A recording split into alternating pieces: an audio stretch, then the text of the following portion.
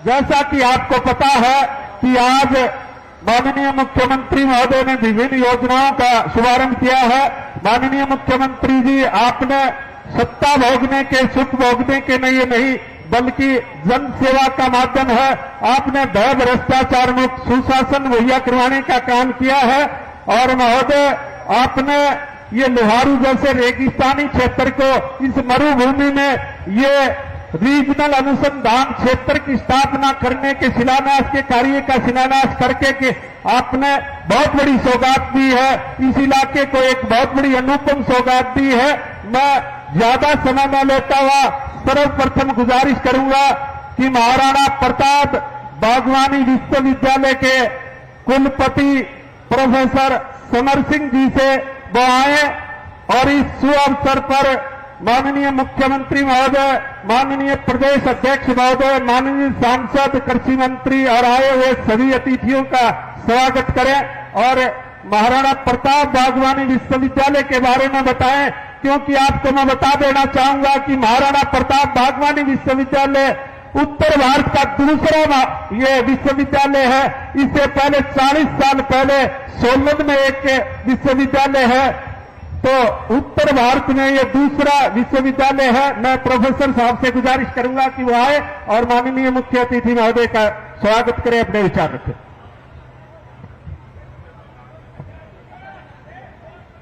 धन्यवाद।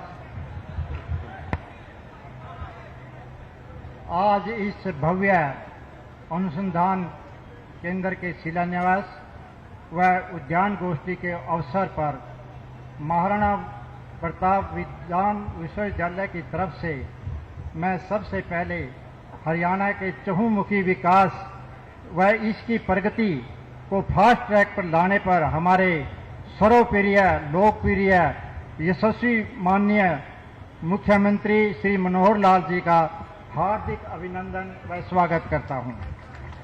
आपने बहुत ही व्यस्त कार्यक्रमों से समय निकालकर हमारे बीच विराजमान है।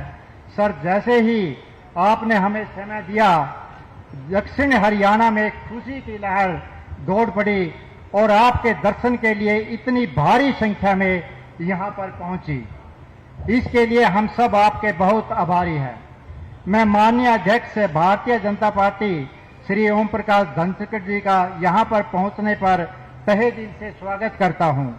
मैं माननीय कृषि मंत्री व किसान कल्याण, मत्स्य पालन, पशुपालन व डेयरी मंत्री श्री जयप्रकाश लाल जी का दिल की गहराइयों से स्वागत करता हूं। आप पिछले 10 दिन से इस आयोजन को सफल बनाने के लिए दिन रात मेहनत कर रहे हैं और समय समय पर हमें प्रोत्साहन कर रहे हैं। जो भी हमें कठिनाई आती रही है उसका आपने तुरंत समाधान कर रहे हैं। मैं यहां पर पहुंचे हमारे माननीय सांसद भिवानी महेंद्रगढ़ श्री धर्मवीर सिंह जी का और हमारे बहुत ही जो शॉर्ट नोटिस पर यहां पर पधारे हैं और अपनी सहमति यहां आने की दी, उनका धन्यवाद करता हूं। हमारे बीच में माननीय ये सभी honourable vice chancellor doctor BR Kamboj ICU के, प्रोफेसर विनोद कुमार वर्मा लुवास के और दूसरे सभी का मैं यहां पर आने पर हार्दिक स्वागत करता हूं।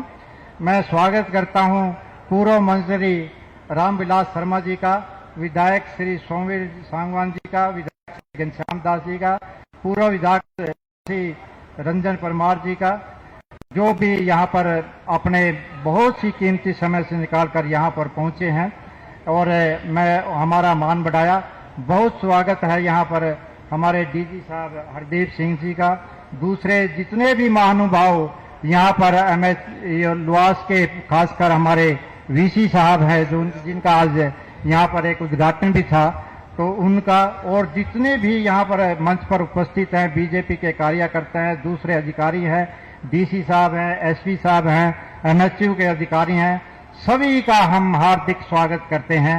और जितने भी, और अंत में मैं एक महाराणा प्रताप विश्वविद्यालय और इससे भारी संख्या जो तादाद में पहुंचे हैं, इनके आगे नतमस्तक हैं। आपका बहुत बहुत स्वागत है क्योंकि आपने हमारा बहुत ही मान बढ़ाया है। सर, मैं ज्यादा समय नहीं लूंगा क्योंकि हमने सुबह से ज्ञान तो बहुत बांट दिया हॉर्टिकल्चर के बारे में। मैं इस अवसर पर केवल बताना चाहूँगा, माननीय प्रधानमंत्री जी व माननीय मुख्यमंत्री जी हरियाणा की दूरगामी सोच का परिणाम है कि नॉर्थ इंडिया का दूसरा बागवानी विश्वविद्यालय हरियाणा में खुला है। ये एक बहुत बड़ी हरियाणा के लिए सौगात है। जैसा कि सर आप चाहते हैं कि हरियाणा में किसानों की आमदनी कई गुना बढ़े और हरियाणा न केवल पूरे देश में बल्कि पूरे विश्व में बागवानी के क्षेत्र में एक मॉडल बने, उसके लिए यह विश्वविद्यालय अहम भूमिका निभाएगा।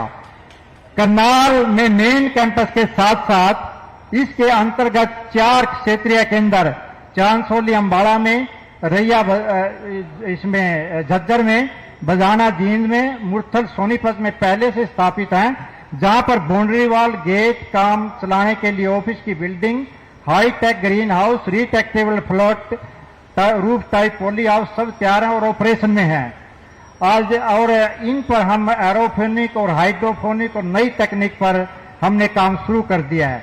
अंजनथड़ी में पिछले 2 साल से यूजी की क्लासेस चल रही है, जो नॉर्थ इंडिया की बेस्ट हमने 3 लैब वहां पर सभी जो आज के दिन सुविधाएं होनी चाहिए वो उनसे बनकर तैयार हो गई है।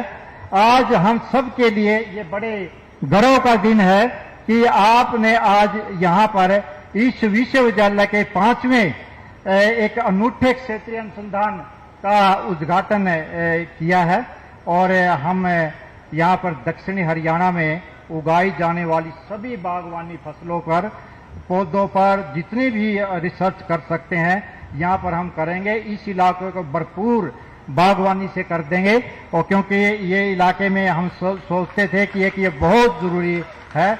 और मैं कहना चाहूँगा कि सीएम साहब ने इस स्टेशन के लिए फंड्स की कोई कमी नहीं होने दी। अभी तो शुरुआत है, बाद में जितना भी फंड्स इसको जरूरत पड़ेगी वो सरकार देती रहेगी। अंत में केवल एक बात और, सर आपने जो बागवानी क्षेत्र में हरियाणा में इलाका बढ़ा है वो आपकी जो सरकारी नीतियां हैं वो उनके द्वारा ही ये बढ़ा है। वो ना केवल अपने इंडिया में बल्कि अंतर्राष्ट्रीय देशों के जब आदमी हमारे से मिलते हैं वो कहते हैं कि ऐसी स्कीम आप कैसे बनाते हो। हमारा एक ही होता है कि इसका श्रेय तो हमारे मुख्यमंत्री जी को जाता है। दिन रात वो सोचते रहते हैं कि किसानों की भलाई के लिए मैं क्या करूं। और उसी कड़ी में सर हम भी कुछ नया इस विश्वविद्यालय ने पहल की है और सारे इंडिया में यूनिवर्सिटी पहली बार है हम इस पे कार्बन क्रेडिट पे काम कर रहे हैं। ड्रोन पायलट के लिए हम काम कर रहे हैं। बहुत ही बहुत धन्यवाद सर, आपने अब आया, हम आपके बहुत ही आभारी हैं। Thank you. बहुत बहुत धन्यवाद महोदय कुलपति महाराणा प्रताप बागवानी विश्वविद्यालय करनाल। जैसा कि बताया कि माननीय मुख्यमंत्री महोदय के निर्देशानुसार कि हरियाणा में परंपरागत फसलें कम होती जा रही, जिनका उत्पादन लागत बढ़ती जा रही है, तो हम विश्वविद्यालय के डॉक्टर और रिसर्च होल्डर बागवानी की तरफ प्रोत्साहित करेंगे और किसान की आय और रोजगार बढ़ाने का काम करेंगे। किसानों को जागरूक करेंगे कि वो फल फूल और बागवानी की खेती करें। अब मैं गुजारिश और निवेदन करूंगा, पूर्व में मैं गुजारिश निवेदन करूंगा भिवानी महेंद्रगढ़ के सांसद चौधरी धर्मवीर सिंह जी से। चौधरी धर्मवीर सिंह जी सांसद भिवानी महेंद्रगढ़ लोकसभा क्षेत्र वो आए और अपने उद्गार व्यक्त करें। एक बार जोरदार ताली वाली सभी से निवेदन है माननीय सांसद महोदय के स्वागत में। प्रदेश के मुख्यमंत्री माननीय मनोहर लाल जी, भारतीय जनता पार्टी के अध्यक्ष माननीय धनखड़ साहब, दलाल साहब, माननीय रामविलास जी, सम्मानित मंच और मेरे साथ सामने बैठे सभी सम्मानित बुजुर्गों, नौजवान साथियों, माताओं, बहनों और बच्चों। देखिए, मात्र 5-6 दिन पहले सारे देश ने इस देश की आजादी के 75 साल पूरे किए हैं और इस 75 साल में जितना आगे हमें बढ़ना चाहिए था, क्योंकि आने वाले 25 साल इस देश के लिए बहुत महत्वपूर्ण हैं। हम जब 100 साल इस देश की आजादी मनाएं तब ये देश पूर्ण रूप से विकसित देश की श्रेणी में कैसे आ सकता है। और इसके लिए क्योंकि जिन लोगों के हाथ में ये देश की बागडोर थी, जो आदमी बड़े महानगरों में पैदा हो, एयर कंडीशन में पैदा हो, उसको गांव के खेत का, खलिहान का, फसल का, पशु का ज्ञान नहीं होता। और माननीय नरेंद्र मोदी जी और इसी प्रकार से प्रदेश के मुख्यमंत्री मनोहर लाल जी, इन्हें तो गांव-गांव में कभी स्कूटर पर, कभी साइकिल पर, हर चीज को नीचे से देखा है। और जो आदमी गांव में पैदा है वो जानता है उस गरीबी को, चाहे वो मजदूर है चाहे किसान है, कि वो अपना पेट कैसे भरता है। आज बहुत अच्छा फैसला माननीय मुख्यमंत्री जी ने पिछले कई साल से, जिस प्रकार से नरेंद्र मोदी जी की सोच है कि मैं गांव के किसान और मजदूर की आमदनी दुगनी कैसे हो, उसके लिए सारा फोकस है देश के ऊपर। और उसी लाइन पर हरियाणा प्रदेश की सरकार मनोहर लाल जी के नेतृत्व में नई नई चीजें देकर कर रही हैं। आप खुद जानते हो, ये इलाका ऐसा है, प्रदेश चाहे छोटा हो, एक एरिया ऐसा है जहां लो लाइन है, जहां सेम आ चुकी है। और ये इलाका जो राजस्थान के साथ लगता है, वो सिरसा से लेकर अलवर से लेकर और मेवात तक, ये उपजाऊ इलाका है, रेतीला इलाका है, लिफ्ट कनाल का एरिया है। और यहां जब इजराइल जैसा देश आधे से ज्यादा यूरोप को सब्जियां और फ्रूट दे सकता है, उसी तर्ज पर हरियाणा तो उससे बेहतर है। बहुत समय के बाद ये बात हरियाणा सरकार ने माननीय मनोहर लाल जी के आने के बाद ये सोची कि क्यों ना हम सब्जियां और फ्रूट इस इलाके में नई नई खोज करके पैदा करें। और उसी का परिणाम धीरे धीरे आएगा। माननीय मुख्यमंत्री जी, जब हम सिरसा के बारे में सुनते हैं, एक एक किला 4-4 लाख रुपया प्रति एकड़ मौसमी का ठेके बजाता है। हमारे यहां भी कानड़ा एक गांव है, उसने मौसमी का किला 5 लाख रुपया प्रति वर्ष दिया।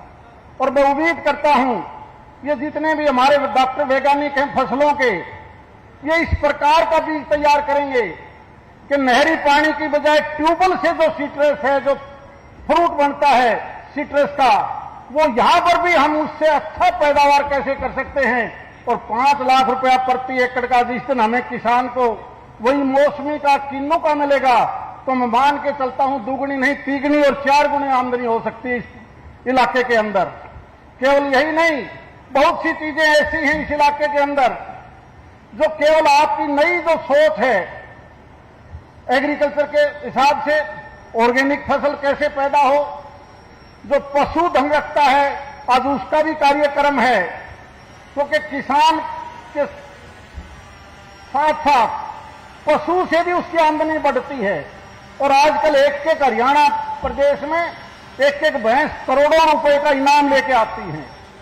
और इस इलाके के अंदर हर घर में आपके पास में सिरसी के पास इस कटार सिंह ने जो बागड़ा का रहने वाला है दूध का प्लांट लगाया है, उसको देखकर हम देखते हैं कि एफपीओ के माध्यम से जो आपकी पॉलिसी है उसके हिसाब से हम ग्रुप बना के कैसे आगे बढ़ सकते हैं, इसी का फायदा हमें मिलने वाला है। आप क्योंकि गांव से आए हो, खेत खलिहान से गरीबी देखी आपने, और इसी का नतीजा मैं आज अखबार में पढ़ रहा था मुख्यमंत्री जी कि आपने 15,000 रुपया प्रति परिवार, 1,80,000 साल की जिसकी आमदनी है, उससे नीचे के सारे प्रदेश में मात्र 60 लाख परिवार टोटल जनसंख्या के हैं। और 22 लाख परिवारों को आप आयुष्मान के मार्फत से वो नई बीपीएल की पॉलिसी में जोड़ के, जब कोई गरीब आदमी बीमार होगा तो वो भी कवर करने जा रहे हो आयुष्मान के हिसाब से। ये कोई छोटी बात नहीं है, यानी लगभग 38% प्रदेश की जनसंख्या इसमें कवर हो जाती है। हमें समझ में नहीं आता कि कौन सी मशीन लगा रखी है ये पैसे की आपने, ये पैसा कहां से आता है। अगर हम केवल मात्र पेंशन की बात देखें तो आप तकरीबन 25 लाख से ज्यादा बुजुर्गों को, दिव्यांगों को, इनको विधवाओं को पेंशन देते हो। और पेंशन की मात्रा अगर हम देखें तो साल में मेरे अपना अंदाजे से 10-8-9 हजार करोड़ रुपया तो वही बैठ जाती है, और बाकी वेलफेयर की जितनी स्कीम है इससे ज्यादा पैसा वहां जाता है। बहुत से प्रदेश तो ऐसे हैं जहां का टोटल प्लान का बजट भी इससे कम है। इसलिए मैं आज आपने जो यहां समय दिया है, मुझे पूरा विश्वास है कि ये इलाका जो खासकर रेतीला इलाका है, जो आप और प्रधानमंत्री जी की आपकी जो सोच है, हम दुगनी नहीं तिगनी आमदनी में भी बहुत पहुंच जाएंगे। एक छोटी सी प्रार्थना यहां के लिए है मेरी आपसे। स्वतंत्रता सेनानियों ने इस देश को आजाद करवाया। मात्र 3-4 किलोमीटर दूर एक सिंघानी गांव है, और 8 अगस्त को इसी महीने का जो हम मनाते हैं, ये अगस्त का महीना आज 21 तारीख है, 12-13 दिन में 13वीं होती है, और 8 अगस्त को यहां पर भी लगभग 32-33 आदमियों ने नवाब के खिलाफ अपनी जान न्यौछावर करी थी। उन्होंने यहां अपने समाधि बना रखी है। प्रदेश सरकार की तरफ से कोई न कोई यहां पर ऐसी चीज जरूर बनाए ताकि यहां के आदमी उन स्वतंत्रता सेनानियों को हमेशा याद कर रख सके। बहुत बहुत धन्यवाद। जय हिंद। धन्यवाद महोदय।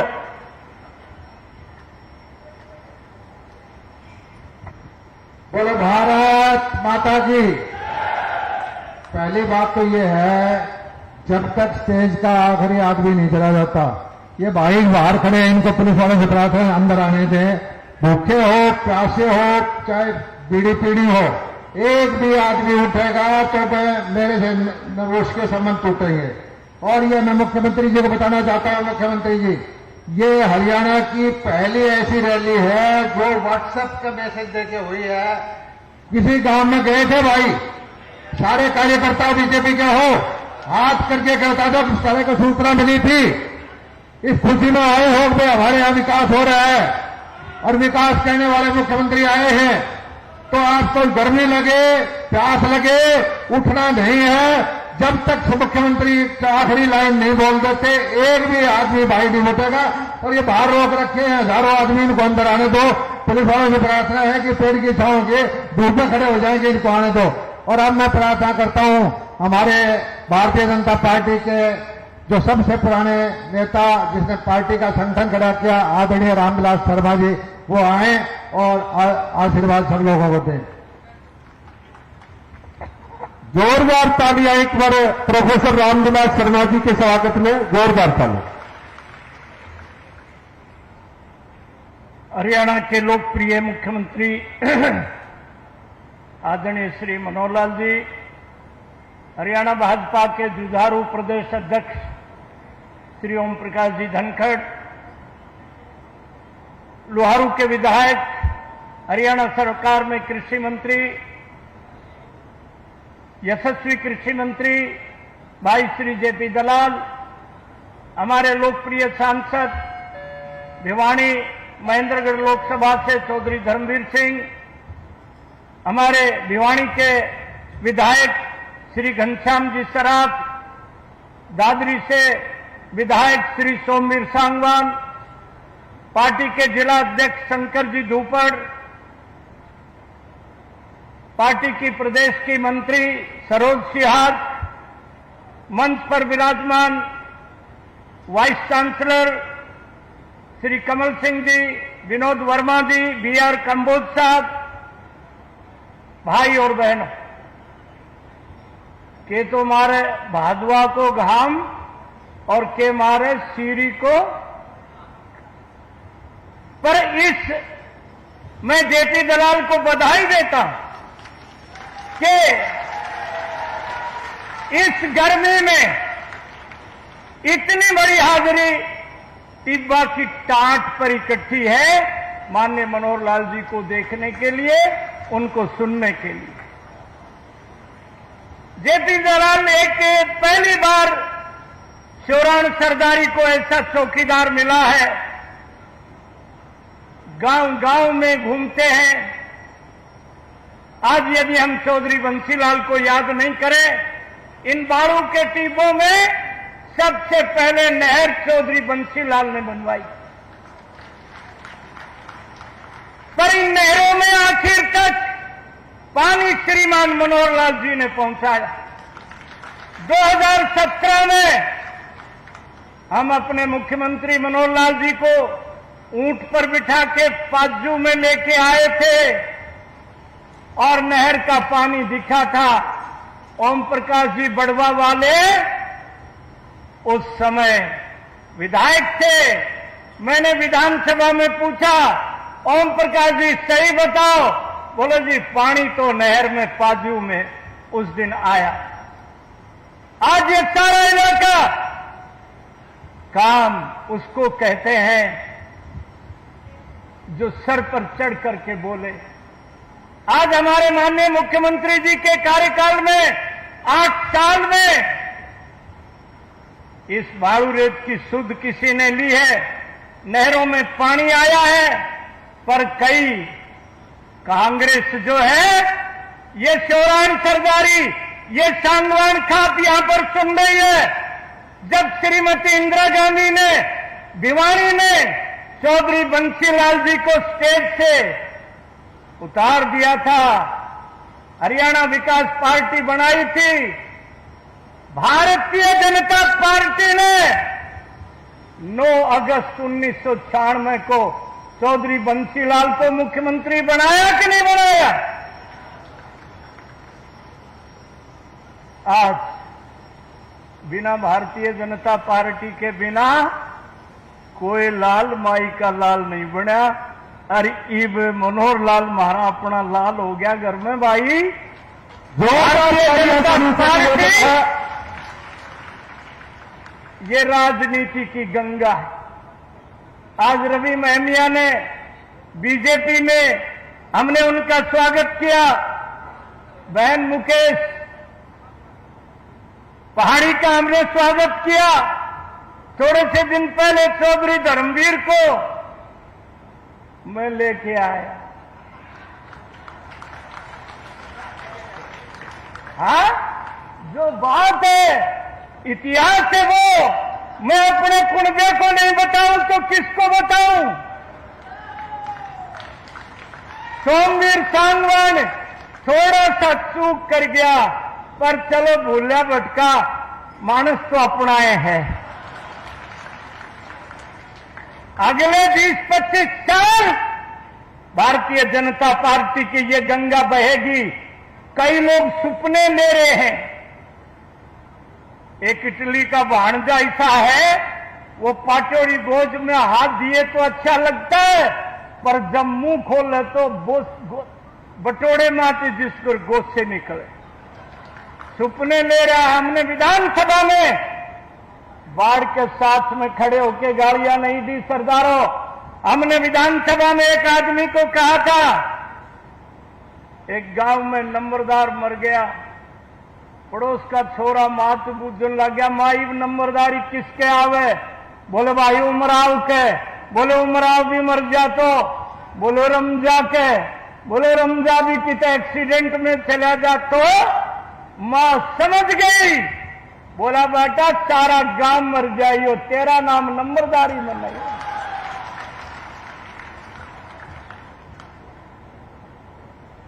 इसलिए आज अधिक न कहते हुए आज माननीय मुख्यमंत्री जी को हम सुनने आए हैं। ये जो खरकड़ी में महाराणा प्रताप बागवानी का जो रिसर्च सेंटर खुला है, इसको हमारी सतनारी को, महेंद्रगढ़ को, ये बालू रेत के टिब्बों को सबको फायदा होगा। आज माननीय मुख्यमंत्री जी प्रदेश के लोकप्रिय मुख्यमंत्री हमारे बीच में उपस्थित हैं। उनका एक बार जोरदार ताली बजा करके हार्दिक अभिनंदन कर दें। और आज उनसे हम एक निवेदन करते हैं कि आपने पिछली बार भी बाजरा की खरीद की थी। बाजरा इस बार हमने ज्यादा बोया है। मालिक की मेहरबानी भी, ठीक मौसम की बरसात हुई है। 1 महीने के बाद, 1.5 महीने के बाद माननीय मुख्यमंत्री जी बाजरा मंडी में आ जाएगा।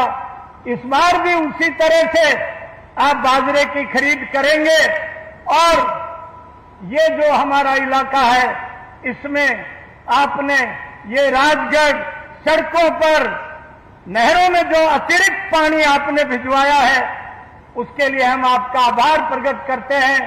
और भाई शशि परमार ने भी अभी एक मांग पत्र रखा है, और जेपी दलाल को मैं फिर से बहुत बहुत बधाई देता हूं। ओम प्रकाश धनखड़, हम सब लोग तो इन्हीं बाड़ू के जाटियां के नीचे बैठ बैठ करके इन्हीं की राबड़ी रोटी खा के हम तो राजनीति में आए हैं। परंतु एक बात मैंने सबसे कही है, मारी गली आवे नहीं, आवे तो जावे नहीं, जावे तो सुख पावे नहीं। किसी को शक हो, नवजोत सिद्धू को पटियाला जेल में पूछ के आ सकते हो। इन्हीं शब्दों के साथ माननीय मुख्यमंत्री जी का हार्दिक अभिनंदन करता हूं। भारत माता की बहुत बहुत धन्यवाद प्रोफेसर साहब। जैसा कि प्रोफेसर साहब ने बताया कि 7 साल पहले जब माननीय कृषि मंत्री जेपी दलाल जी ने नहरों के चक्कर लगाए थे तो ये सारी नहरें मुख्यमंत्री जी रेत से अटी पड़ी थी, झाड़ झगाड़ से अटी पड़ी थी और वृक्ष और पौधे जाने हुए थे। पर लेकिन मुख्यमंत्री जी आप इस इलाके के लिए भागीरथ बन के गए हैं। आपने न केवल कृषि, बागवानी और पशुपालन के क्षेत्र में अनेक योजनाएं क्रियान्वित की है। मुख्यमंत्री जी आपने स्वयं लोहारू क्षेत्र की 14 नहरों का निरीक्षण जाकर के स्वयं किया था और आज वो नहरें मुख्यमंत्री जी कल कल चलती हुई पूरा पानी तेलते कूद रहा है। न केवल हरियाणा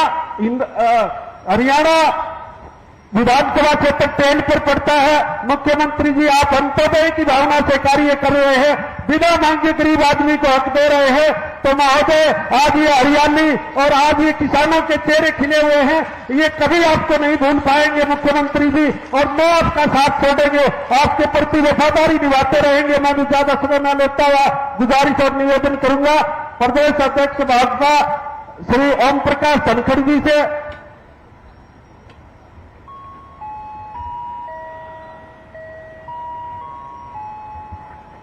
भाई धनखड़ साहब हमारी पार्टी के अध्यक्ष हैं, प्रोटोकॉल नहीं करता। मुख्यमंत्री जी धनखड़ साहब और बोलेंगे और मैं तो आपका धनखड़ साहब का, मुख्यमंत्री जी का, ये हजारों कार्यकर्ता बैठे हैं, किसान हैं, इनकी तरफ से स्वागत करना चाहता हूं। और एक चीज बता देना चाहता हूं कि ये इलाका ऐसा है, एक बार जिसके साथ लग गया 40 साल तक, 50 साल तक इसने चौधरी बंसीलाल का साथ नहीं छोड़ा था। अब आप बेशक बता दियो या मनोहरलाल का साथ नहीं छोड़ेगा इलाका। हाथ खड़ के बता दो भाई, सारे पीछे तक बता दो, गिनवा दो। और ये प्रत्येक कार्यकर्ता हैं और आपके काम से खुश हैं। जब हम एमएलए नहीं थे, जब भी आपने हमारा हक दिया, इस इलाके का पानी मार रखा था, इस इलाके की जो भी योजना थी कोई और ले जाता था, आपने न्याय किया है। न्याय प्रिय इलाका है, न्याय को पसंद करता है, आपके काम से पूरा खुश है। और मैं भी इनके साथ एक चीज बता देता हूं, भारतीय जनता पार्टी का चाहे प्रधानमंत्री हो, चाहे मुख्यमंत्री हो, चाहे अध्यक्ष हो, हाकिम बन के काम नहीं कर रहा, सेवक बन के काम कर रहे हैं। और मालिक आप हो, मालिक लोकतंत्र में आप बैठे हो और आपकी सेवा करना हमारा दायित्व है। दूसरी बात यह है कि आज हम कोई आपसे हाथ जोड़ के ये कहते हैं, मांगना कुछ नहीं चाहते, जो आपका जी करे वो दे दियो, ना दोगे तो भी राजी, दोगे तो भी राजी। लेकिन ये एक चीज देख लेना, मैं फिर बताता हूं, इन आदमियों की आपने नब्ज पकड़ ली। 40 साल की जेपी दलाल रहे ना रहे और कोई रहे ना रहे, लेकिन ये भाजपा का झंडा नहीं छोड़ेंगे। मैं ये वायदा करता हूं, हाथ खड़े करके फिर बता दो कि आप भाजपा का झंडा नहीं छोड़ोगे। इतनी सी बात कहना चाहता हूं, मैं कोई राजनीतिक भाषण नहीं देना चाहता। गर्मी में भट्टी पे तपने लग रहे हो, मुझे पता है। और अब मैं प्रार्थना करता हूं हमारे अध्यक्ष जी से, ओम प्रकाश धनखड़ जी से, आप आए और संबोधन करें। जोरदार तालियां सभी से निवेदन है माननीय प्रदेश अध्यक्ष महोदय के स्वागत में।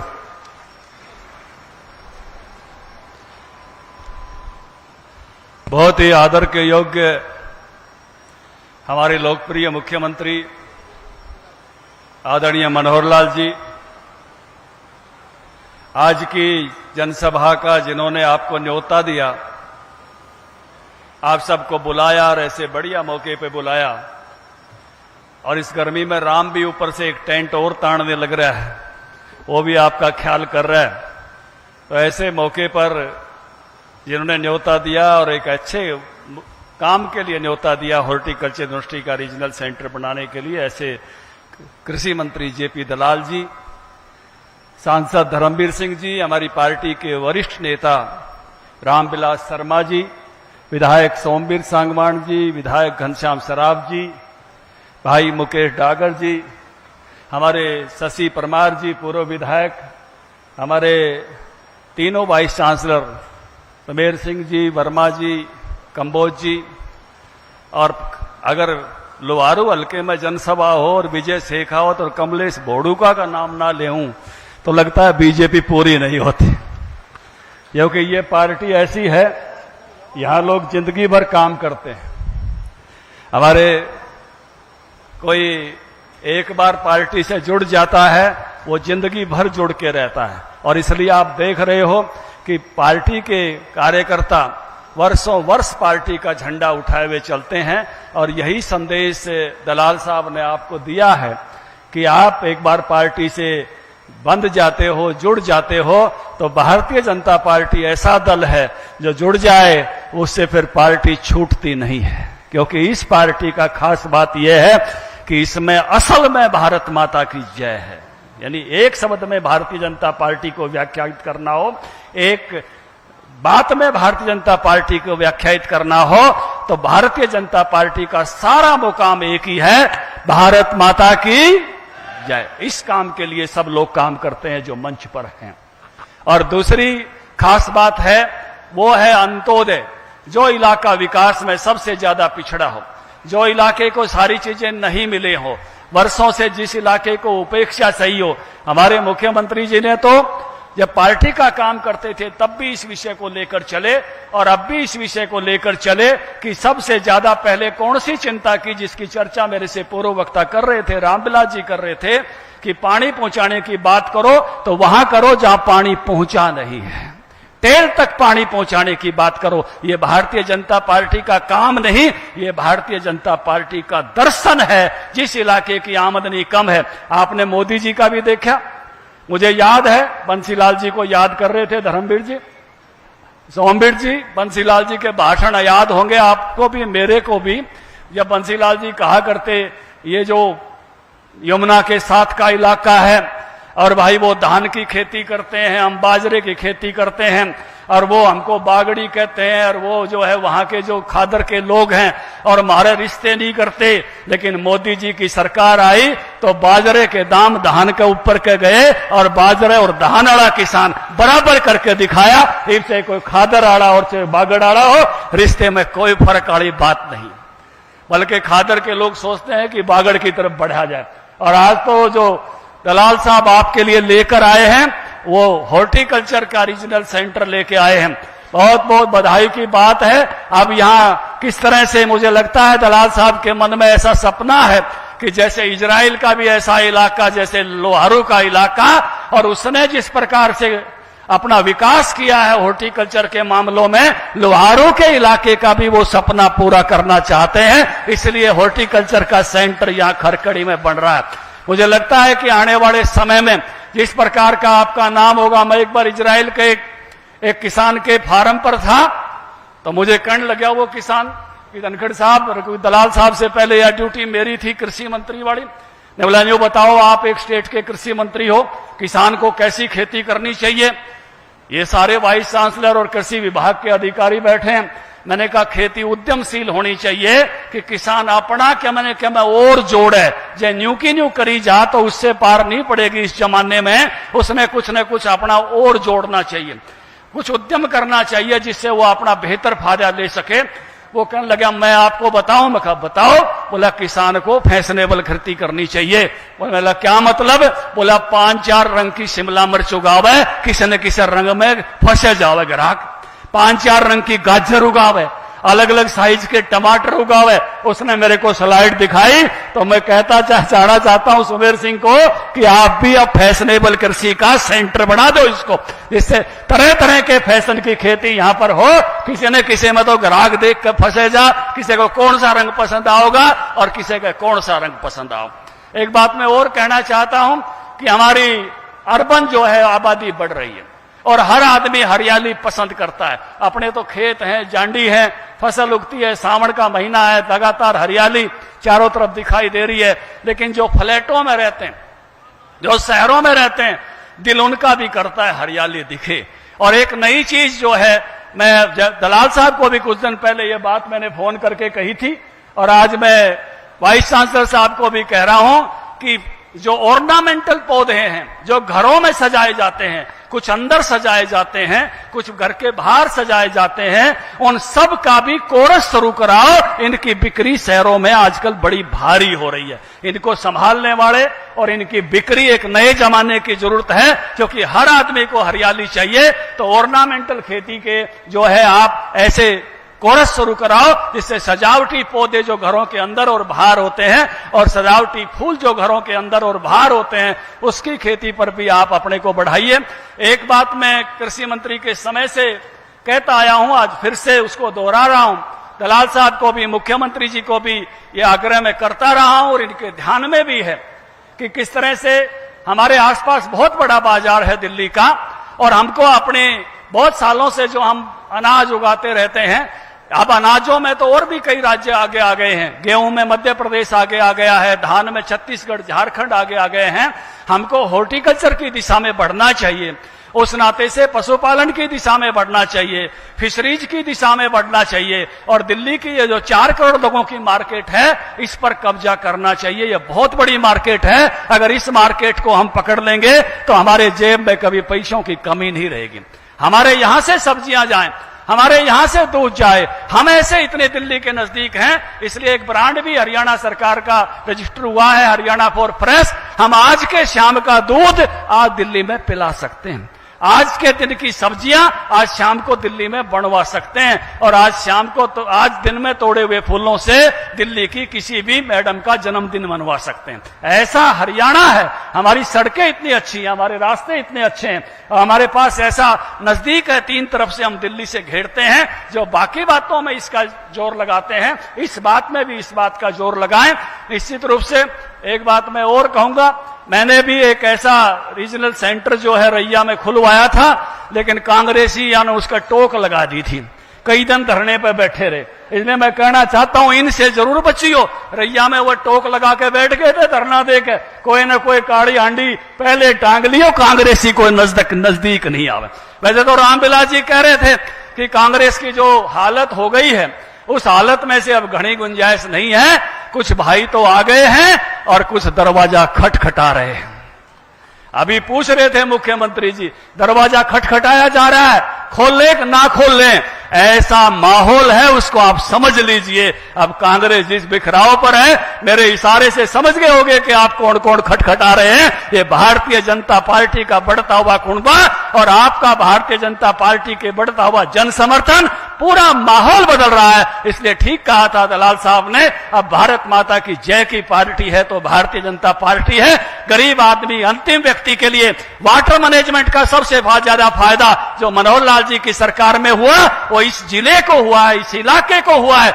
जो भावांतर भरपाई की योजना इतनी आगे दलाल साहब के समय में आगे बढ़ी है, जो इन बागवानी फसलों का भी बीमा बढ़ा है, और जो हमने वादा करके हम सरकार में आए थे कि ओले पड़ेंगे तो सरकार के खजाने में पड़ेंगे, पाला पड़ेगा तो सरकार के खजाने में पड़ेगा, ये 8 सालों में हमने करके दिखाया है। 8,500 करोड़ रुपया किसानों के खाते में भेजकर अब आपके खेत में ओले पड़ते हैं तो तवा मुद्दा मारने की जरूरत नहीं पड़ती। जब अपनी माँ या घर में कोई बुजुर्ग महिला कहती थी भाई ओले पड़ रहे हैं, तावड़े से तवा मुद्दा मार दे, अब तो तवा मुद्दा मारने की अगर जरूरत पड़ती है तो सरकार के फाइनेंस सेक्रेटरी को पड़ती होगी कि भाई कम पड़े, मुआवजा ज्यादा ना देना पड़े। लेकिन सरकार ने 1,000 करोड़ से भी ज्यादा प्रति साल मुआवजा देके किसानों की को जोखिम फ्री करने का काम किया है। ऐसे अपने मुख्यमंत्री और अपने कृषि मंत्री परसों ही शाम को बैठे हुए थे, जो गाय पशुओं में बीमारी आई हुई है लंबीवाड़ी की, कैसे हम इस लंबी बीमारी से, इसके वायरस से निपटे और किस तरह से पूरे हरियाणा के पशुधन को स्वस्थ रखें। पशुओं की चिंता करते हुए तुरंत उस काम में जुट गए हैं। किसानों की चिंता इस सरकार की पहली प्राथमिकता है।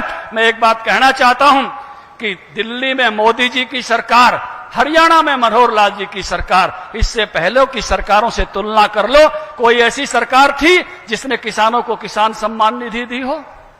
ये पहली सरकार है जिसने किसानों को किसान सम्मान निधि दी है। कांग्रेसी भाई बात जरूर करते हैं स्वामीनाथन की, वो 8 साल तक रिपोर्ट दबाए बैठे रहे थे। हमने A2+FL देने का काम किया तो हमारी सरकारों ने किया, और सीधा अकाउंट में पैसे देने का काम किया तो मोदी और मनोहर लाल जी की सरकार ने देने का काम किया। इतना अच्छा जोखिम फ्री करने का काम किया तो हमारी दिल्ली की और यहां की सरकारों ने किया। हर क्षेत्र में किसान के लिए सर्वश्रेष्ठ करने का काम किया है। पुरानी सभी सरकारों से आप आकलन कर सकते हो। भाषण कोई भी करे, लेकिन उस भाषण के अंदर जाके देखना कि किसान का सच्चा हितैषी कोई है तो भारतीय जनता पार्टी है, नरेंद्र मोदी जी है, मनोहर लाल जी ने करके दिखाया है। इन्हीं शब्दों के साथ पुनः मैं आपको बधाई देता हूं आज के इस समारोह की और आज के इस घोषणा की जो यहां रीजनल सेंटर बन रहा है। जरूर लोहारू के इलाके का इजराइल की तरह से विकास करने का जो सपना है वो साकार होगा। आप सबको नमस्कार, भारत माता की जय। बहुत बहुत धन्यवाद महोदय। अब मैं अध्यक्ष जी से एक प्रार्थना करूंगा कि 2 विभूति हमारी भारतीय जनता पार्टी ज्वाइन कर रहे हैं, रवि महमिया और मुकेश पहाड़ी, विधिवत रूप से पटा बना के भाजपा में ज्वाइन करा दो। इससे हमारे भिवानी जिले में बहुत मजबूती मिलेगी। पंडित रवि महमिया जी कई बार गांव महल के सरपंच रहे हैं सर, जिला परिषद के सदस्य रहे हैं सर, और इंडियन नेशनल लोकदल के पदाधिकारी हैं। जोरदार तालियां माननीय प्रदेश अध्यक्ष महोदय ओम प्रकाश धनखड़ जी, कृषि मंत्री जेपी दलाल जी, शंकर दुप्पड़ जी, सरोज बाला चौरान जी। जोरदार तालियां सभी से निवेदन। रवि महमिया जी को विधिवत रूप से भारतीय जनता पार्टी में शामिल कराए और साथ में श्रीमती मुकेश पहाड़ी जी को भी विधिवत रूप से भारतीय जनता पार्टी की सदस्यता ग्रहण करी। धन्यवाद महोदय। आपने प्रदेश अध्यक्ष महोदय ने केंद्र और राज्य सरकार की कल्याणकारी नीतियों के बारे में विस्तार से बताया।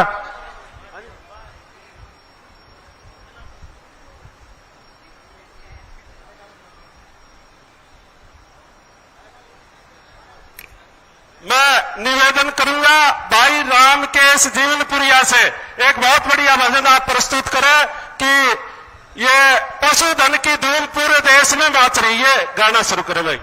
पशुधन की धूम पूरे हिंदुस्तान में दिखाई दे रही है, हरियाणा की। हेलो, बोलिए भारत माता की। बिल्कुल पूरे जोश के साथ एक बार हाथ उठा करके, और इस गीत को आप बड़ा एंजॉय करना खुशी के साथ। बोलिए भारत माता की। बहुत बहुत धन्यवाद। गाने का मजा ताली बजा के लेना है। हाँ जी बिल्कुल, साथ में रिस्पॉन्स करना है हर एक आदमी ने गाने के साथ।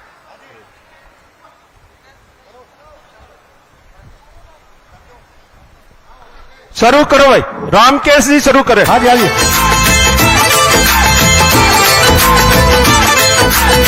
सब मिलकर के गाएंगे, सभी किसान भाई मिलकर के।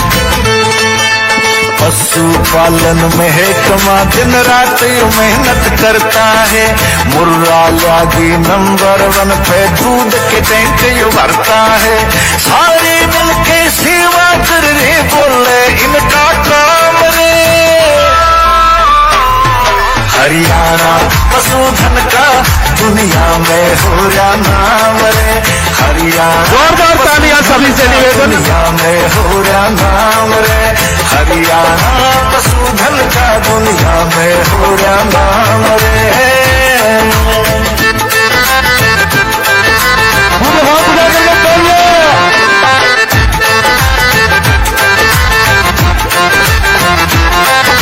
मुकुर और गढ़ घोटू के घर घर जाती खेला में। दूध सूख गया खोला कान्यू कहनी आके पावे। बेटा भर के उनका फिर जनता दूर भगावे। जान न डाल के जोखिम में बीमारी तो पशु बचावे। बीमारी तो पशु बचावे। घर की धारा जानने लागे सारा इनको काम रे। हरियाणा पशुधन का दुनिया में हो रहा नाम रे। हरियाणा पशुधन का दुनिया में हो रहा नाम रे। हरियाणा पशुधन का दुनिया में हो रहा नाम रे।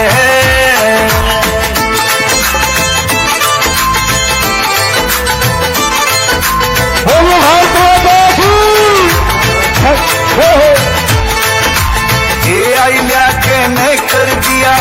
शेर बदलियो मोटा, लाखों में बिकने लगा यो मारा मुर्रा जोटा।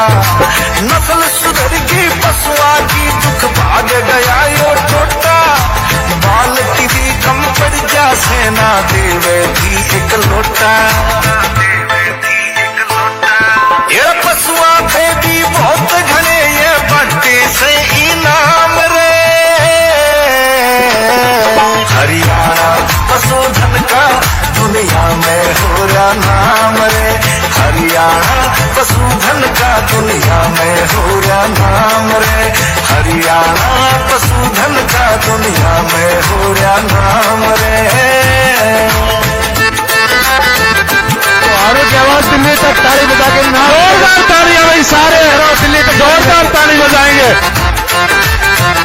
और सभी मिलकर के गाएंगे। सभी से निवेदन है। सहयोग गया हरियाणा सरकार, पशुपालन मंत्री भी रहते सेवा में हरदम तैयार। और समय समय पे मुख्यमंत्री भी करते सोच विचार, बजट की कमी रही ना चाहे कितना हो जा भार। नई नई स्कीम और मेरे लावे से तमाम रे। हरियाणा पशुधन का दुनिया में हो रहा नाम रे।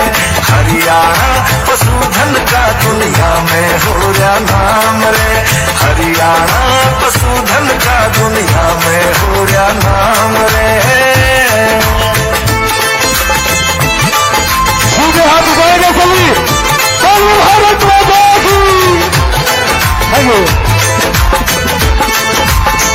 छड़ियों के सिमन देखे गायों पे दिया ज्यादा जोर। हरियाणा और साहिवाल का दुनिया के मामा क्या शोर। पशु पाल के आज करे कमाई होए नहीं रहा कमजोर। दूध और लस्सी पे हरियाणा किया होरी नारी तोर।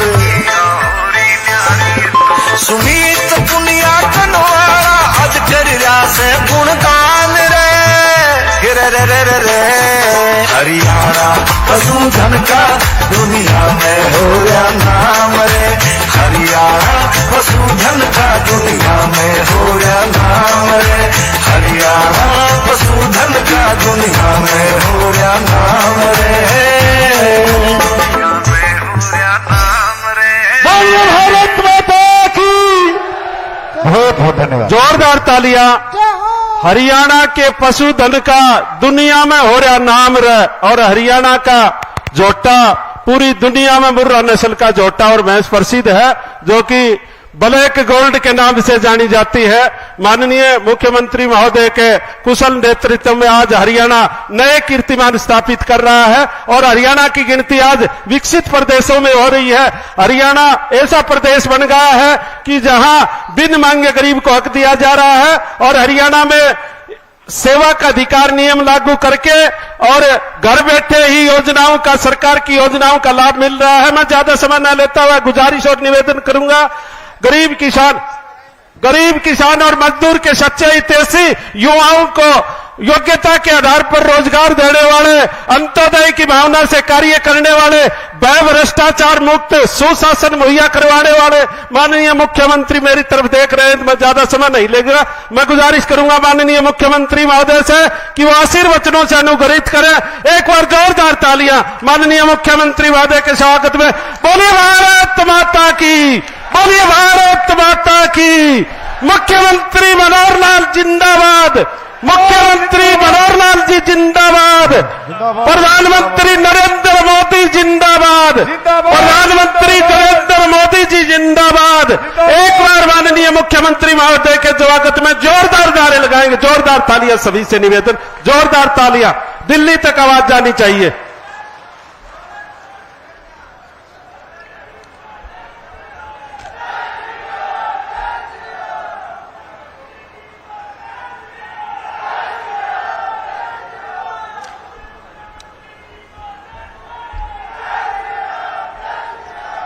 भारत माता के। भाई बावनी खरकड़ी की तो आवाज नहीं है ये। भारत माता के, भारत माता के। बहुत बहुत धन्यवाद भाइयों। अब मैं कहां से शुरू करूं, कहां से न शुरू करूं, एक बड़ा कौतूहल, और वो भी खास करके इस इलाके में आने के बाद बहुत पुरानी यादें वो आज ताजा हो रही हैं। ये ठीक है कि आज तो अब हमारे कृषि मंत्री जेपी दलाल साहब यहां के विधायक हैं, लेकिन ये कितना घूमे कितना नहीं घूमे, मुझे पता कि मैं जिस इस इलाके में शायद इनसे भी ज्यादा घुमा हूंगा। चाहे इधर ढिघावा है, काकुड़ली, फिर जुई, फिर हमारे इसरवाल, कैरू, लोहारू, बहल, ढिघावा तो मंडी में आए ही कई बार। और उस टाइम के जो हमारे पुराने लोग हैं सारे आज मुझे ध्यान में आ रहे हैं। जब हमें ये रामकिशन शर्मा कुड़ल वाले ये स्कूटर पर बैठा करके ले जाया करते, विजय शेखावत ये भी अपने ढाणी में ले जाते, बाजरा के रोट और फिर सांगर का साग, नूनी, लस्सी, राबड़ी सब ये खिलाया पिलाया करते। तो मुझे तो ये लगता है कि शायद उस टाइम मैं यहां का एमएलए था। दलाल साहब आज तो आप ही है ना, आज तो आप ही है ना। दलाल साहब इतना काम करते हैं यहां कि इनकी बात को कभी मोड़ता नहीं।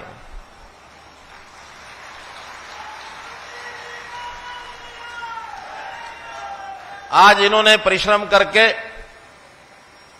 इतना बड़ा जन समूह, जंगल में मंगल ये कर रखा है। इतने बड़े समूह में आज हमारे बीच में हमारे प्रदेश के बहुत जुझारू अध्यक्ष श्री ओम प्रकाश जी धनखड़, जिनको भी आपने सुना, हमारा सौभाग्य कि इनकी बात सुनने का भी आज हमको मौका मिला।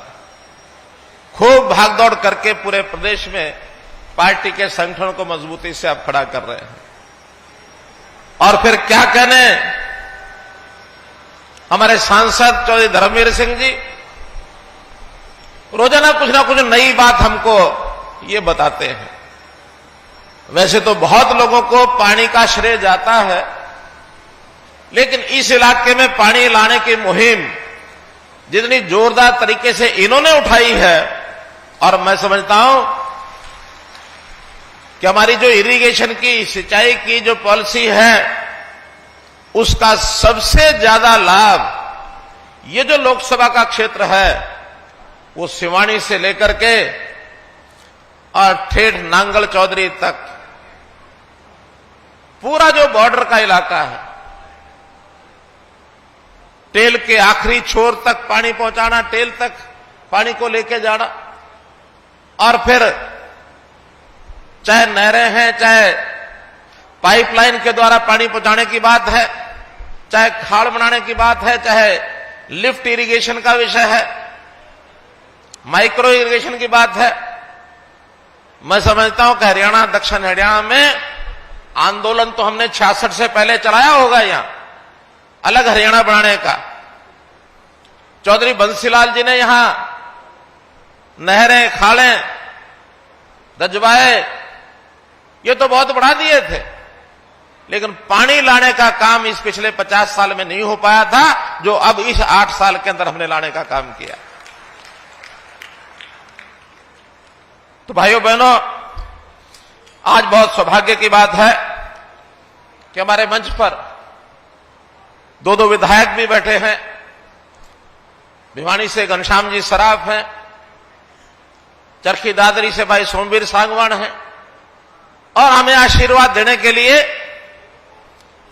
आज हमारे हरियाणा के वरिष्ठ नेता, जिन्होंने हरियाणा में भारतीय जनता पार्टी को खड़ा करने के लिए प्रदेश के कौन से गांव में, कौन से कोने में नहीं गए हमारे पूर्व शिक्षा मंत्री, पूर्व अध्यक्ष श्री रामविलास जी शर्मा। और पहले तो हम इनको कहा करते थे कि महेंद्रगढ़ जिले के रहने वाले हैं, लेकिन अब तो कुछ दिनों से इन्होंने अपना डेरा ठिकाना महेंद्रगढ़ जिले में न रख करके एकदम भिवानी जिला और महेंद्रगढ़ जिला इसके बीच में सतनाली में लेके आ गए हैं। तो लुहारू सतनाली कोई अंतर नहीं है, बाड़ा सतनाली में भी अंतर नहीं है। तो ये तो हमारे अपने सांझले हैं। इनकी देखरेख में भी हमने पार्टी का बहुत काम आगे किया है, इनका आशीर्वाद हमको मिला। फिर 3 विश्वविद्यालयों के आज कुलपति, वाइस चांसलर ये हमारे बीच में यहां आए हैं। चौधरी चरण सिंह कृषि विश्वविद्यालय, डॉक्टर BR कंबोज वो हमारे बीच में है। महाराणा प्रताप बागवानी विश्वविद्यालय जो करनाल में है और जिसका एक केंद्र आज यहां स्थापित किया जा रहा है, ऐसे उनके कुलपति प्रोफेसर समर सिंह जी हैं।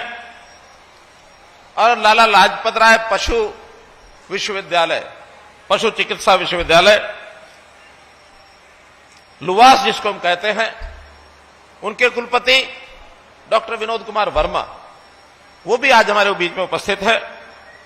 बहुत ही विभागों, कई विभागों के अधिकारी भी यहां आए हैं। मंचासीन हमारे वरिष्ठ अन्य सब नेता कार्यकर्ता और अलग अलग गांव से। अच्छी बात यह है कि बहुत कोई बड़े दूर दूर लोगों को भेज करके आपको बुलाया ऐसा नहीं है, बल्कि दलाल साहब बता रहे थे केवल व्हाट्सएप मैसेज दिए और 3 दिन 4 दिन की सूचना में आप सब लोग आए। मैं आप सबका बहुत ही अभिनंदन और स्वागत करता हूं।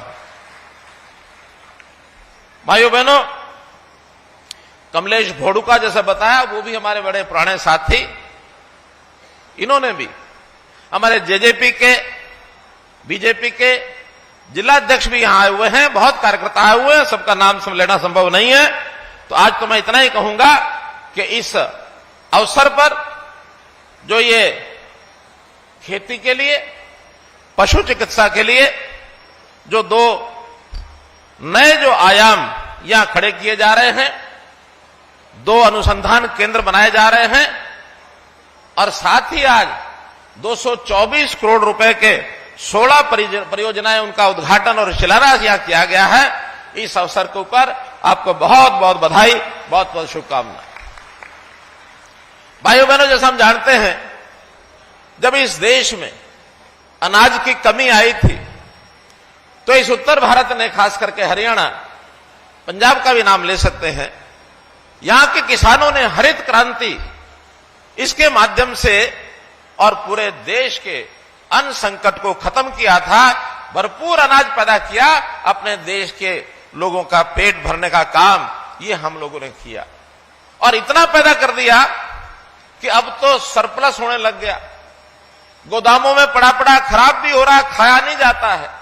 कोविड के दिनों में मुफ्त खूब बांट लिया, उसके बाद भी अनाज खत्म नहीं है, बल्कि कुछ देशों में अब हम अपने अनाज को एक्सपोर्ट भी करने लग गए हैं।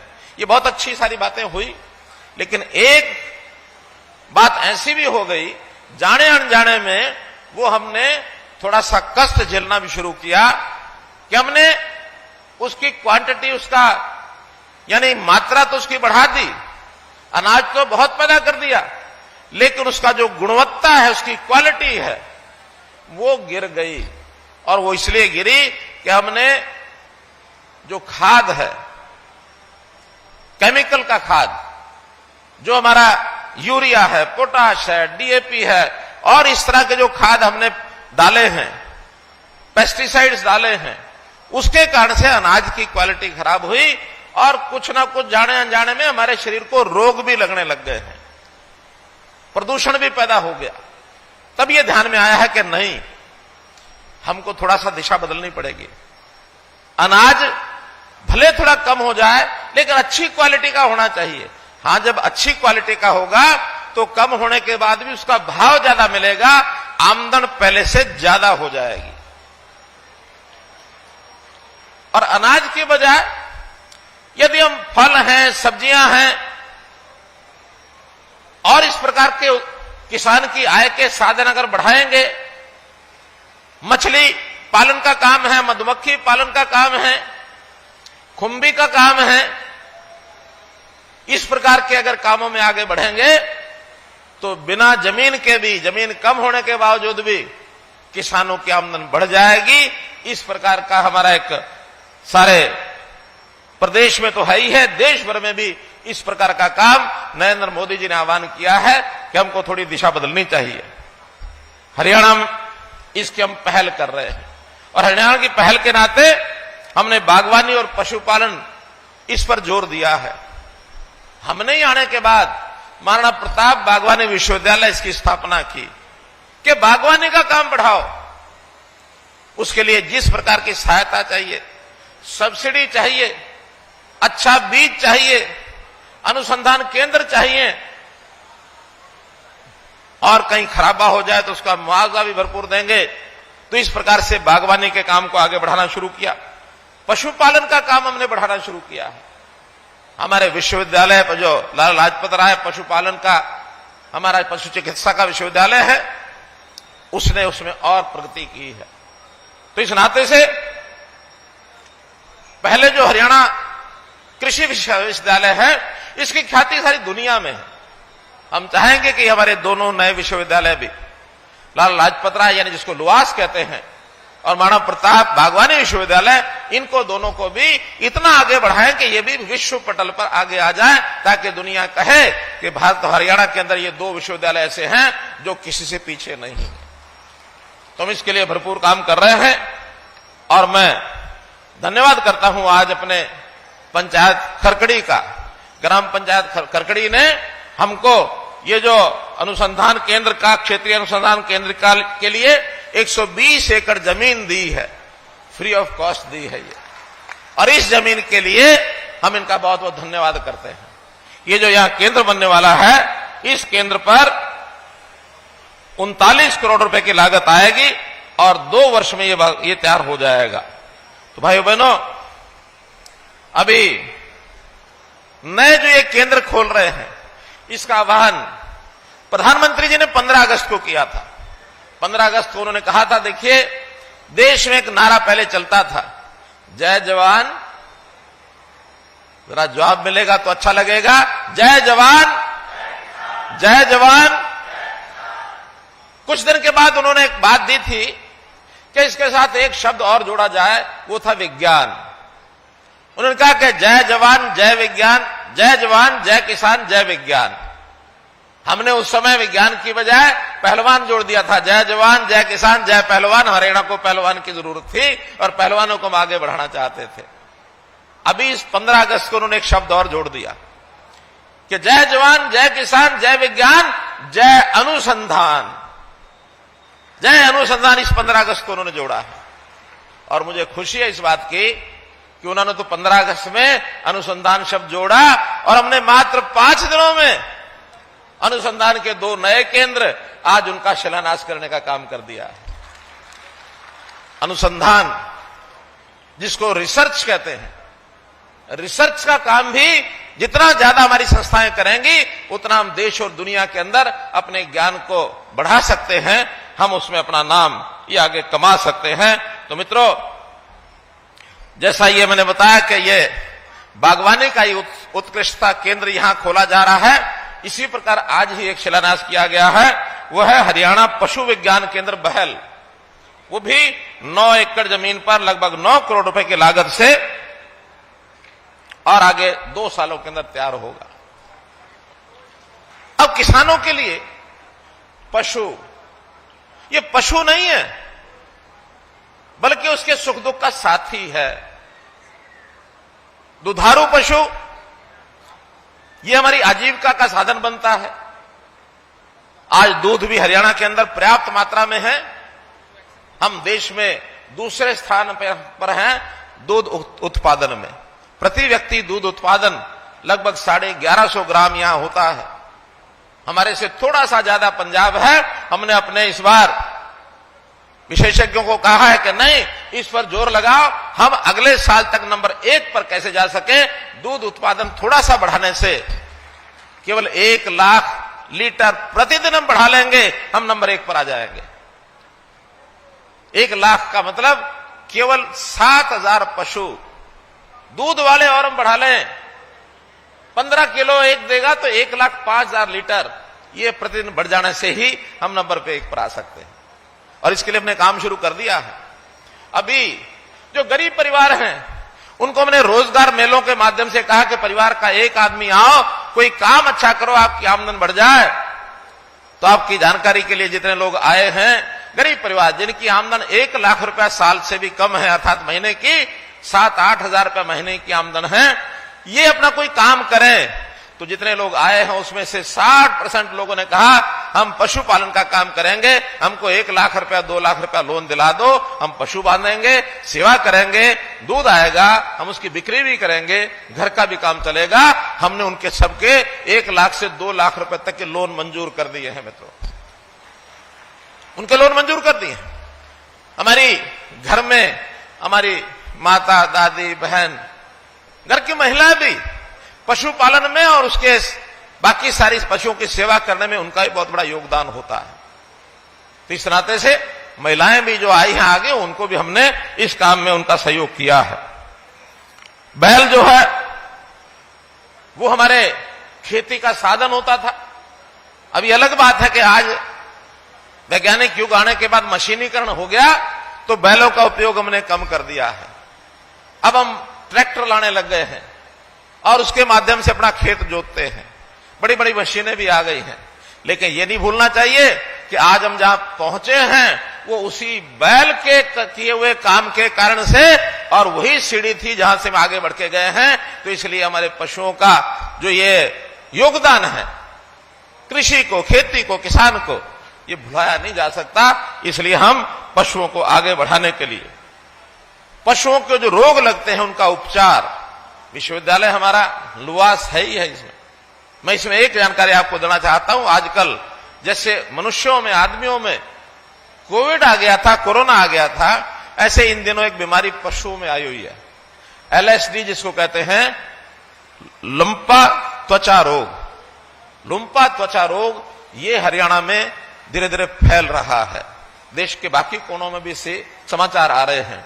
लेकिन इसकी रोकथाम के लिए हम सब किसानों को ध्यान रखना पड़ेगा कि अगर किसी पशु को टेस्टिंग के बाद या जो उसके लक्षण होते हैं वो लक्षण दिखाई देते हैं, उस पशु को बाकी पशुओं से अलग बांधना शुरू करो। जैसे हमने आदमियों को आइसोलेशन किया था, क्योंकि बीमारी एक दूसरे को टच करने से भी फैलती है, एक दूसरे के साथ सांस लेते समय भी उसके शरीर में जा सकती है। इसलिए लगभग 28,000 पशु सारे हरियाणा में 20 लाख में से वो कल तक का आंकड़ा था जो इसमें प्रभावित हो चुके हैं। भिवानी जिला हालांकि उसमें बचाव में है, दादरी भी बचाव में है, लेकिन ज्यादा सिरसा है, फतेहाबाद है, कैथल है, कुरुक्षेत्र है, अंबाला है, यमुनानगर है, इन जिलों में थोड़ा ज्यादा फैला है। फिर भी ये बीमारी का पता नहीं लगता है। हम थोड़ा सावधानी रखें और उसमें हमारे वैज्ञानिक जो हैं, डॉक्टर जो हैं, उसमें संदेश दे रहे हैं कि क्या क्या हमको विज्ञान उसका ध्यान रखना है। सरकार ने तय किया है कि हर पशु को हम एक वैक्सीनेशन का टीका लगाएंगे। 20 लाख पशु हैं हरियाणा में, जिसमें से अभी 3 लाख टीके आ चुके हैं। 17 लाख का हमने ऑर्डर दे दिया है कि बहुत जल्दी टीके उपलब्ध होने पर, जैसे उपलब्ध होंगे 7 दिन के अंदर अंदर सभी पशुओं को इंजेक्शन, वैक्सीनेशन के हम लगाएंगे। इसलिए हम चूंकि मनुष्य इस रूप में भुक्तभोगी हैं, इसलिए किसानों ने गांव में जिनके घर में पशु है इस वैक्सीनेशन को जरूर लगवा लेना है। हां, जिसको ये बीमारी हो गई है उसको नहीं लगाना है, लेकिन जो स्वस्थ हैं उनको इसलिए लगाना है कि ये बीमारी उन तक फैले नहीं, आगे ना बढ़े। इसलिए इस काम को जरूर ध्यान रखना है। यहां जो पशुओं का ये जो एक अनुसंधान केंद्र बन रहा है, एक आइडियल स्थान पर हम बना रहे हैं। ये एक लुआस केंद्र का, और ये हमारा एक सेंटर होगा, एक्सटेंशन सेंटर, क्योंकि इससे पहले पशुओं की बीमारी के लिए लोगों को या तो हिसार जाना पड़ता था यूनिवर्सिटी में, या फिर महेंद्रगढ़ में एक केंद्र, वहां जाना पड़ता था। इन दोनों के बीच में बहुत बड़ा इलाका है, पशुओं को क्योंकि बहुत दूर तक ले जाया नहीं जा सकता, इसलिए इस काम के लिए इस केंद्र का बहुत बड़ा उपयोग होगा। यहां पशुओं की कोई बीमारी का उनका ऑपरेशन करना पड़ेगा तो उसके लिए भी सुविधाएं होंगी। यहां पर डायग्नोस्टिक लैब होंगे, एक्सरे मशीन होगी और ब्यात वाले जो पशु होते हैं, प्रसूति का केंद्र वो भी होगा। तो इस हिसाब से ये सब काम भी है। जैसा मैंने बताया कि फिशरीज, मछली पालन एक बहुत बड़ा व्यवसाय ये हरियाणा में होने जा रहा है और हमारे कृषि मंत्री दलाल साहब ने तो पूरा जोर लगा रखा है कि हमने अगले साल तक जितना भी हमारा इस समय फिशरीज का काम है इसको कैसे डबल किया जाए।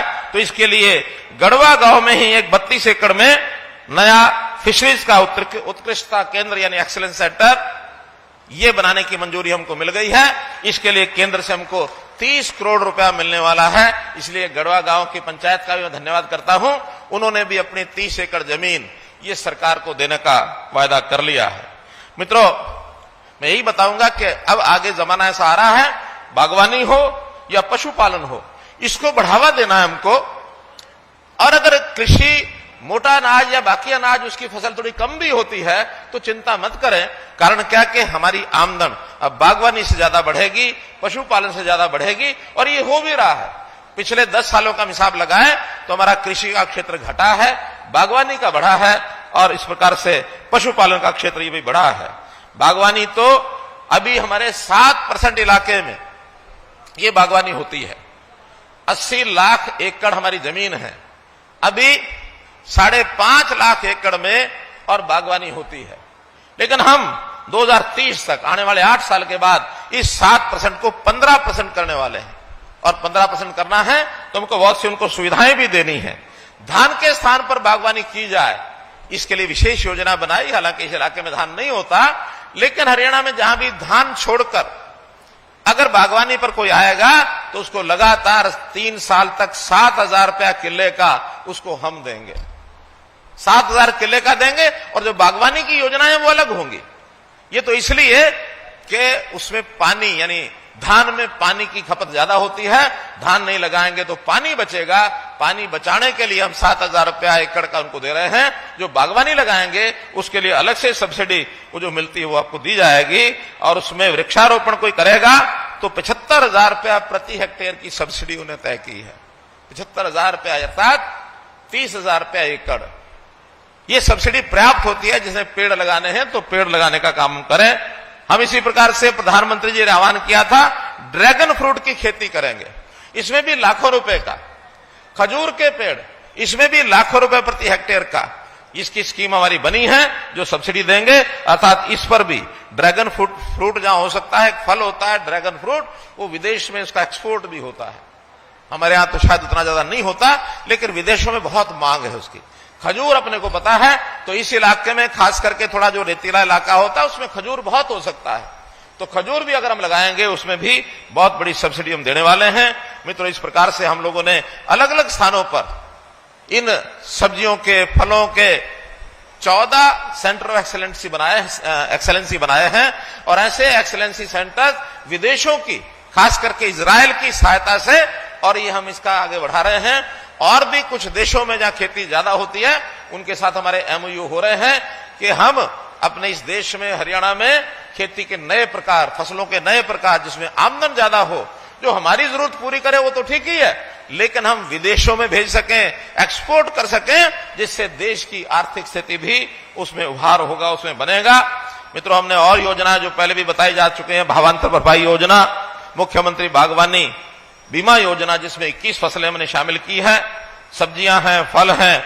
एक प्रकार से हम जितना भी ये डिपेंडिंग एग्रीकल्चर है इसको आत्मनिर्भर कृषि की ओर आगे बढ़ रहे हैं। एफपीओज बना रहे हैं, मार्केट केंद्र बना रहे हैं कि चीज पैदा हो जाए, उसको बिक्री के लिए अच्छा एक प्रबंध ये हो जाए ताकि किसान अपनी बिजली को बेच सके। इस प्रकार से ये सारा काम भी हम कर रहे हैं। मधुमक्खी पालन की भी नीति हमने बनाई है। माननीय प्रधानमंत्री जी ने अभी हमारी प्रशंसा की। यमुनानगर के एक मधुमक्खी पालक, उसको उन्होंने अपनी मन की बात में प्रोत्साहन दिया। उस मधुमक्खी पालक किसान से बात की कि हरियाणा में आप मधुमक्खी पालन का इतना अच्छा काम कर रहे हैं। हरियाणा की सरकार को भी, हरियाणा के किसानों को भी बहुत बहुत उन्होंने बधाई दी। अभी तक हमारा जो उत्पादन है, ये उत्पादन लगभग 4200 मीट्रिक टन का है और आने वाले समय में हम इसको 10 गुना करने जा रहे हैं, क्योंकि मधुमक्खी पालन में तो केवल बक्से रखने होते हैं। मक्खियां आसपास खेतों से, फूलों से, पत्तों से रस लेकर के आती हैं और मधुमक्खी बन जाता है। कोई हमारी लागत केवल मधुमक्खी की लागत और बक्सों की लागत, बक्सों की लागत के लिए 85% सब्सिडी देते हैं और जो उपकरण आते हैं उसके लिए भी 75% सब्सिडी देते हैं। तो इस प्रकार से हम इसकी जो लागत है इसके हिसाब से और हम इसको डबल करने जा रहे हैं और इसमें भी सब्सिडी पर्याप्त दे रहे हैं। मित्रों, बाग, मशरूम, वर्टिकल खेती, ये भी इसमें से अलग से हमारे प्रावधान हैं। प्राकृतिक खेती, जैसा मैंने पहले बताया कि केमिकल जो खाद है, रासायनिक खाद, उसकी बजाय प्राकृतिक खेती, ऑर्गेनिक खेती आप कुछ भी कहें, उसको हम बढ़ावा दे रहे हैं। अभी जब से प्राकृतिक खेती का हमने काम शुरू किया उसकी भी सब्सिडी हम दे रहे हैं। एक गाय उसका 25,000 जीवामृत है तो प्राकृतिक ना, वो 25,000 रुपया। हाँ, कितने एकड़? देसी गाय के लिए जो किसान प्राकृतिक खेती करेगा उसको देसी गाय के लिए 25,000 रुपए का अनुदान, ये हमने उसकी घोषणा की है कि 25,000 रुपए गाय की कीमत के हम देंगे और साथ में 4 बड़े ड्रम जो उसके उपयोग में आते हैं वो भी हम देंगे। तो ऐसा खर्च करने के लिए प्रारंभिक प्राकृतिक खेती के आधार पर वो पैसा हम दे रहे हैं ताकि लोग उस पर आए। लगभग 2800 किसानों ने अपने आप को उसमें रजिस्टर कर लिया है। दूध के लिए यानी दुधारू पशुओं के लिए भी, जैसे किसान के लिए किसान क्रेडिट कार्ड हमने दिए हैं, ऐसे ही पशु किसान क्रेडिट कार्ड एक नई योजना चलाई है कि किसी को पशु खरीदना है या पशु को पालना है, इसके लिए भी हम किसान क्रेडिट कार्ड दे रहे हैं। 42,000 किसान पशु क्रेडिट कार्ड ये जारी हो चुके हैं और इसमें और भी किसानों को हम आह्वान करते हैं कि वो इसके ऊपर और आगे बढ़े, आगे आए। तो मित्रों, इस प्रकार से बीमे की जो योजना ये भी हमने दोबारा शुरू की है कि कोई पशु अगर मानो किसी कारण से उसकी मृत्यु होती है तो उसके बीमे की पैसे की राशि, उसकी कीमत वो भी किसान को मिले। ऐसे 3,40,000 किसानों ने पशुओं का बीमा ये भी कराया है और मैं कहता हूं ये बीमा भी सबको कराना चाहिए। थोड़ा सा पैसा लगता है लेकिन इसके कारण से किसान सुरक्षित हो जाता है। जैसे अभी ये लंबी की बीमारी ये जो आई है, अभी तक इसमें 200 पशु इनकी मृत्यु हो चुकी है। तो मेरा कहना है कि अगर ये बीमा होगा तो किसान के ऊपर आर्थिक बोझ नहीं पड़ता है, तो इन सब चीजों को करें। कहने को तो बहुत से विषय हैं, लेकिन बार बार ये आ रहा है कि हमने बहुत सी मांगे रखी है, उनका क्या किया। उन मांगों से पहले एक विषय जो मुझे आते ही नीचे जानकारी मिली, कुछ लोग यहां मिले हैं, उन्होंने कहा कि हम नायक जाति से हैं और नायक, हेड़ी या इस प्रकार की कुछ जातियां, उसमें से कुछ तो अनुसूचित जाति में है पहले से, लेकिन नायक नाम से जो ये जाति है वो अनुसूचित जाति में नहीं है, बैकवर्ड क्लास में है। जबकि वो भी बहुत ही गरीब लोग हैं, उनके पास भी कोई साधन इतने नहीं है अपने काम करने के लिए या उनकी आमदनी इतनी नहीं है। उनकी फरमाइश है, उनकी डिमांड है कि हमको भी अनुसूचित जाति में जोड़ा जाए। मैं बताना चाहता हूं अपने नायक समाज के बंधुओं से कि मेरी केंद्र में भी बात हुई है, क्योंकि एक सरकार काम जो केंद्र सरकार ने करना है, हमने नहीं करना है। हमने डीओ लेटर पहले भी लिखा है, मेरी बात भी हुई है। अगले 1 महीने के बाद मैं केंद्र सरकार के लोगों के साथ मीटिंग भी करूंगा कि नायक समाज हमारे यहां का, हरियाणा का, मुझे बाहर का पता नहीं है, क्योंकि ऐसा कहते हैं कि महाराष्ट्र में नायक समाज बहुत अच्छे स्तर पर है, उनके तो वहां मंत्री, मुख्यमंत्री भी बनते रहे नायक समाज के, लेकिन हमारा नायक समाज बहुत गरीब और सामान्य समाज है, इसलिए उसको अनुसूचित जाति में जोड़ा जाए। इसलिए हरियाणा सरकार उनके पीछे खड़ी है। जरूर हम इसमें अपनी ओर से पूरा प्रयत्न करके उनकी इस मांग को पूरा कराएंगे। मित्रों, एक मांग पत्र यहां दलाल साहब ने भी दिया है, कुछ मांगे हमारे सांसद महोदय ने भी दी हैं। तो इस नाते से बहुत सी मांगे ऐसी हैं कि जिनकी अभी डिपार्टमेंट से सूचना भी नहीं मिली है, लेकिन जो डिपार्टमेंट से सूचना मिल गई है वो तो मैं घोषणा कर रहा हूं। जो नहीं मिली है उसकी फिजिबिलिटी जैसे ही आएगी तुरंत उसको लागू करेंगे। जो आई हैं उसमें पीडब्ल्यूडी की और 14 सड़कें, अब ये कुल 26 करोड़ रुपए की हैं। 2 करोड़ से लेके और 4, 4.5, 8 करोड़ की भी एक है। इंदी वाली अलुद्दीनपुरा सबसे बड़ी इसी में यह है।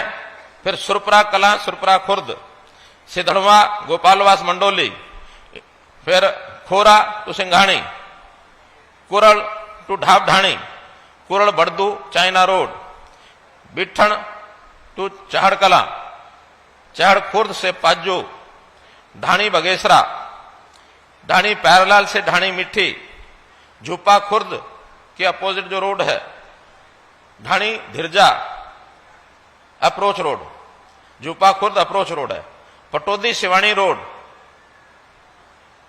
भेरा टू गढ़वा, झुप्पा बहल, ओबरा, कैरू, लोहानी रोड। इस प्रकार की ये सड़कें हैं 60 किलोमीटर की, 26 करोड़ रुपए की, ये सब मंजूर की जाती हैं। मार्केटिंग बोर्ड की जो सड़कें हैं भिवानी डिस्ट्रिक्ट की, चाहे वो नई सड़कें हैं चाहे वो स्पेशल रिपेयर की हैं, 32 तो नई सड़कें हैं 106 किलोमीटर की, और स्पेशल रिपेयर है 22 सड़कों की 103 किलोमीटर, और जो थोड़ी बहुत रिपेयर भी है जिनकी, वो भी लगभग 100 किलोमीटर हैं। तो ऐसे सब मिलाकर 20 करोड़ रुपए, 20 और 15 और 48, 63 और 20, 83 करोड़ रुपए की सड़कें ये मार्केटिंग बोर्ड ने मंजूर कर दी हैं। ये भी बनाना शुरू करेंगे। मित्रों, पंचायत विभाग की ओर से गांव में जिम लगाने की एक मांग रखी गई है। उसमें मेरा कहना है कि जहां पार्क कम व्यायामशाला पहले घोषित हो चुके हैं, इससे विधानसभा में लगभग 25 के आसपास है, उसमें कुछ काम हो गया, कुछ अधूरा है, बीच में किन्हीं कारणों से उस पर ध्यान हट गया था, लेकिन अब दोबारा से मैंने कह दिया कि उन सब पार्क कम व्यायामशाला में 2 एकड़ जमीन पर पार्क भी बनाए, एक शेड भी बनाए ताकि योग हो सके, और वहां पर जिम, ओपन जिम भी लगाएं ताकि बच्चे, नौजवान, लड़के लड़कियां सब आकर के अच्छे जिम के माध्यम से अपना वर्जिश व्यायाम कर सकें। ऐसे ही कुछ गांव के सामुदायिक भवन ये बताए गए हैं, इसको भी डिपार्टमेंट को हमने भेजा है। स्वास्थ्य विभाग में कई पीएचसी, सीएचसीज हैं, कुछ की नई बिल्डिंग है। डिपार्टमेंट को कहा है कि जल्दी से वो भेजें, और जहां जहां आवश्यकता है उसको सबको और भेजें। जैसा मैंने बताया, सिंचाई विभाग की सबसे ज्यादा अगर खर्च किसी एक जिले में किया गया है तो वो भिवानी जिले में किया गया, सिंचाई विभाग के ऊपर सबसे ज्यादा। फिर भी हमारे दलाल साहब ने सिंचाई विभाग के लिए 14 डिमांड और भेजी हैं, जिसमें डिस्ट्रीब्यूटरी है, माइनर है, तालाब भी हैं, कुछ माइनर का जीर्णोद्धार करना है। तो ऐसे 14 के 14, जैसे ही इसके अंदर डिपार्टमेंट को लोग इसको फिजिबिलिटी देख लेंगे, इन सब में होने वाले सारे काम कराए जाएंगे, कुछ छोड़ा नहीं जाएगा। पब्लिक हेल्थ के भी कुछ काम है। लोहारू शहर में सीवर पाइप लगाने का कुछ एरिया बाकी बचा हुआ है, इसको करा दिया जाएगा। स्टॉर्म वाटर का जो लोहारू का सिस्टम है, बरसाती पानी को निकालने का, हालांकि इस इलाके में पानी ज्यादा रुकता नहीं है, मुझे पता है। पानी एक बार आता है, बरसता है, और वो आधे घंटे में नीचे उतरता है, और उसके अगले 1 घंटे में जमीन इसको पी जाती है, इसलिए बहुत बड़ी समस्या नहीं है। फिर भी कहीं कीचड़ ना हो, कहीं छोटा मोटा पानी खड़ा होता तो ना हो, उसका जितना भी काम है वो कराया जाएगा। पीने के पानी के लिए जलघर, water storage tank, boosting station, ये कुछ डिमांड है, इसका भी फिजिबिलिटी लेकर के सब कराया जाएगा। खेल के लिए स्टेडियम की 7-8 गांव की डिमांड है। खेल विभाग ने एक मैपिंग की है कि हमने किस जिले में कौन से खेल को प्रोत्साहन देना है, और उसी हिसाब से कितनी दूरी पर स्टेडियम होने चाहिए। पुराने जो स्टेडियम है उनकी रिपेयर करना, वहां कोच भेजना, और वहां 2 कमरे जरूर बनाना ताकि वहां सामान रखा जा सके। ऐसे ही जहां जहां कुछ दूरी के ऊपर स्टेडियम नहीं है, उन गांव के अंदर नए स्टेडियम बनाने की खेल विभाग ने योजना अपनी बना ली है। तो मित्रों, ये कुछ मांगे ऐसी हैं जो लोहारू हलके की दी गई हैं। इसमें कुछ जो हो गई है, जिसकी फिजिबिलिटी चेक हो गई है, वो मैंने बताई है। बाकी सब बातें भी निश्चित रूप से बहुत जल्दी करा करके, और मंत्री जी को भी बता दिया जाएगा, डिप्टी कमिश्नर को बता दिया जाएगा, आपको भी जानकारी मिल जाएगी। आपने मेरी बात को इतना ध्यानपूर्वक तसल्ली से सुना, आपका बहुत बहुत धन्यवाद, बहुत बहुत आभार। और भाई, मौका होगा तो मैं फिर एक बार घूम जाऊंगा। धन्यवाद।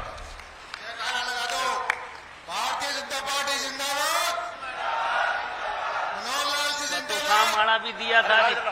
तो सामने भी कह दियो जी वो असेसमेंट करावांगे।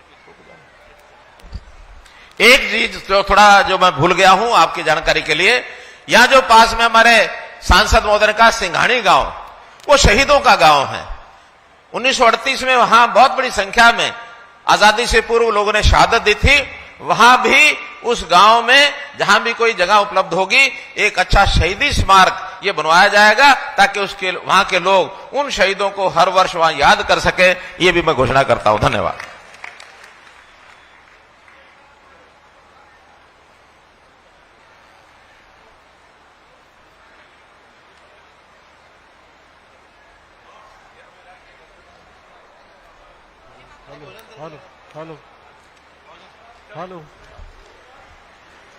हेलो।